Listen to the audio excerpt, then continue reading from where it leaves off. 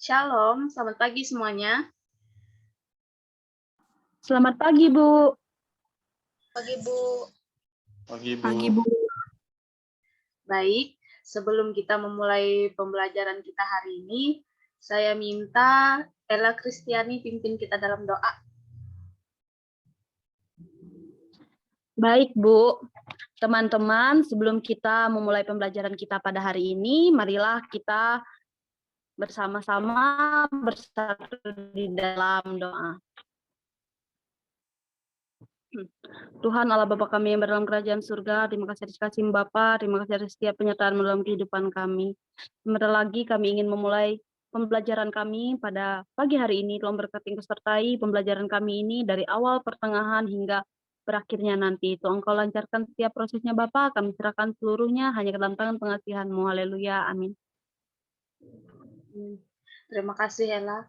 Sebelum itu, apakah semuanya hadir hari ini? Hadir, Bu. Hadir, Bu.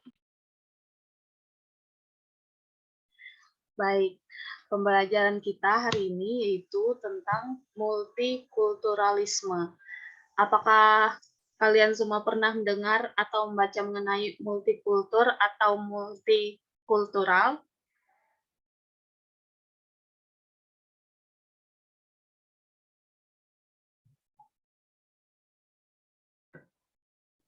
Belum, Bu.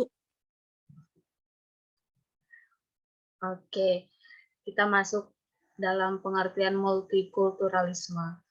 Dua pengertian ini tidak sama, namun saling berkaitan satu dengan yang lain.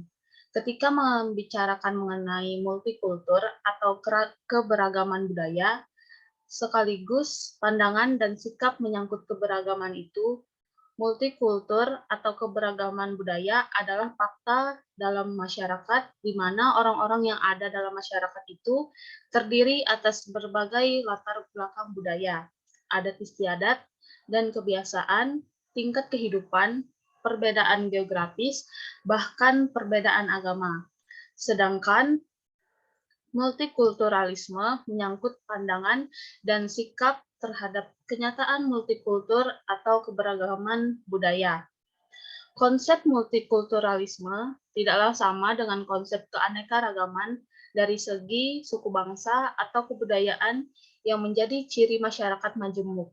Karena konsep multikulturalisme menekankan keanekaragaman dan kesederajatan. Multikulturalisme mengulas berbagai permasalahan yang tidak hanya menyangkut perbedaan budaya, tetapi juga mengandung ideologi, politik, demokrasi, penegakan hukum, keadilan, kesempatan kerja dan berusaha, HAM, hak budaya komunitas, golongan minoritas, dan prinsip-prinsip etika. Jadi, istilah atau pengertian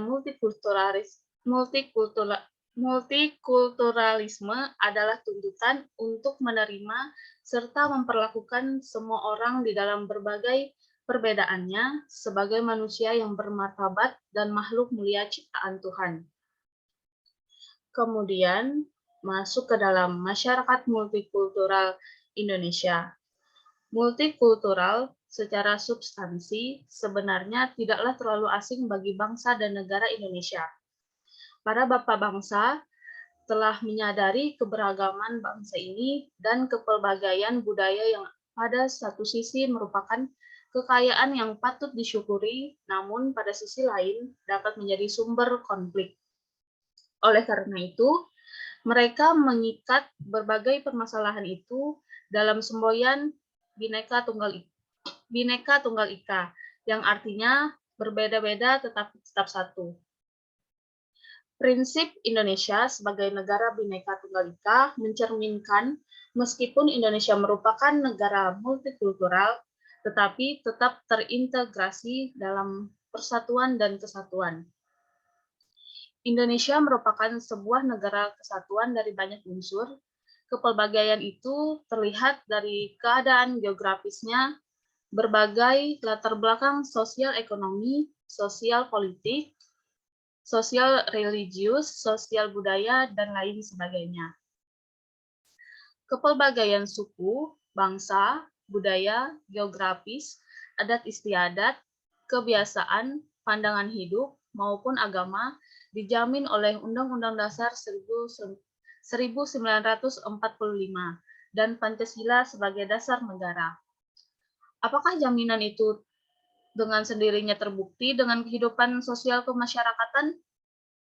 Tentu tidak, karena di sekitar kita masih terdapat begitu banyak persoalan yang berakar dari multikultur tersebut. Berbagai konflik dan pertentangan yang sering diikuti dengan kekerasan yang dipicu oleh berbagai perbedaan suku, budaya, adat istiadat, agama masih terjadi di Indonesia. Di sekitar kamu, di lingkungan pergaulan kamu, masih terdapat orang-orang yang memiliki prasangka buruk terhadap orang dari latar belakang suku atau agama tertentu. Bahkan masih ada juga orang tua yang tidak mau menikahkan anaknya dengan orang yang berasal dari daerah tertentu dan budaya tertentu karena mempunyai prasangka yang kurang baik. Kemudian, apa sih kata Alkitab mengenai multikultural? Alkitab tidak berbicara secara khusus mengenai multikulturalisme, namun dalam kaitannya dengan kasih, kebaikan, kesetaraan, dan keselamatan itu diberikan lagi bagi semua manusia tanpa terkecuali. Dalam Kitab Perjanjian Baru, dalam Galatia 3 ayat yang ke-28, tertulis bahwa semua manusia yang berasal dari berbagai suku, bangsa, serta kelas sosial dipersatukan dalam Kristus. Artinya, kasih Kristus diberikan bagi semua orang tanpa memandang asal-usul mereka. Dalam Kolose 3 ayat yang ke-11, lebih dipertegas lagi bahwa Kristus adalah semua dan di dalam segala sesuatu. Menjadi manusia baru dalam Kristus berarti manusia yang tidak lagi melihat sesamanya dari perbedaan latar belakang suku, bangsa, budaya, kelas sosial, pandangan hidup, kebiasaan, dan lain-lain. Menjadi manusia baru itu artinya orang yang beriman telah menerima keselamatan dalam Yesus Kristus, wajib menerima, menghargai, dan mengasihi sesamanya tanpa memandang berbagai perbedaan yang ada. Ketika membaca kitab Perjanjian Lama, terutama pada 5 kitab pertama, ada kesan seolah-olah Allah membentuk Israel sebagai bangsa yang eksklusif dan menjauhkannya dari bangsa-bangsa lain. Hal ini melahirkan pemikiran seolah-olah Allah mengabaikan bangsa lain, seolah-olah Allah menolak mereka. Akan tetapi, dalam tulisan kitab Perjanjian Lama ini, ketika Israel masuk ke tanah Kanaan, ada seorang perempuan beserta keluarganya yang diselamatkan oleh perempuan itu telah menolong para pengintai. Nampaknya yang menjadi fokus utama dalam kitab Perjanjian Lama ini adalah bagaimana Tuhan mempersiapkan Israel sebagai bangsa yang akan mewujudkan ibadah dan ketaatannya pada Allah. Jadi, yang ditolak dari bangsa-bangsa lain adalah ibadah mereka yang ditujukan pada Allah. Jika orang-orang Israel bergaul dengan bangsa-bangsa itu, dan mereka tidak memiliki kemampuan untuk memfilter atau menyaring berbagai pengaruh dari budaya dan ibadah mereka, maka akibatnya bangsa itu akan melupakan Allah dan tidak lagi beribadah kepadanya. Dan oleh karena itu, pergaulan dengan suku bangsa, budaya, dan agama lain yang beragam tidak berarti kamu harus melebur ke dalamnya tanpa batas. Sebagai remaja Kristen, dalam membangun multikulturalisme, kamu harus berpedoman pada ajaran iman Kristen. Pergaulan dan kerjasama kamu dengan orang-orang yang berbeda suku, berbeda budaya, adat istiadat, kebiasaan, cara pandang, cara berpikir, dan agama yang berbeda diharapkan semakin memperkuat iman kamu kepada Allah. Kenapa?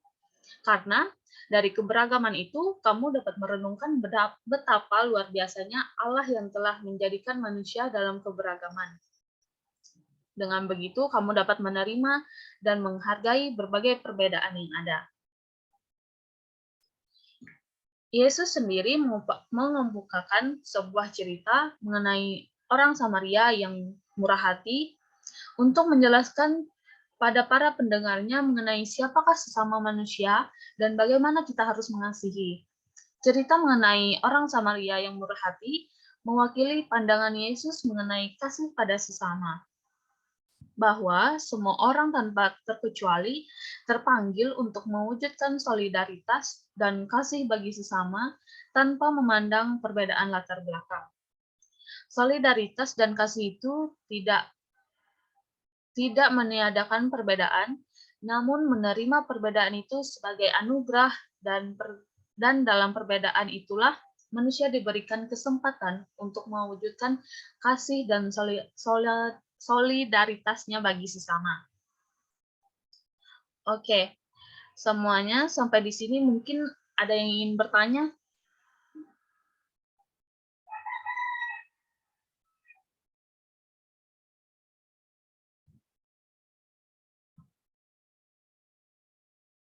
Tidak ada, Bu. Tidak ada, Bu.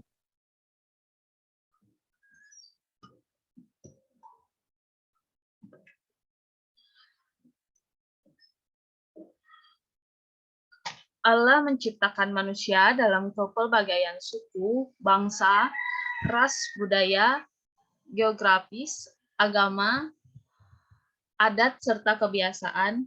Kepelbagaian itu tentu mempengaruhi cara pandang seseorang terhadap kehidupan.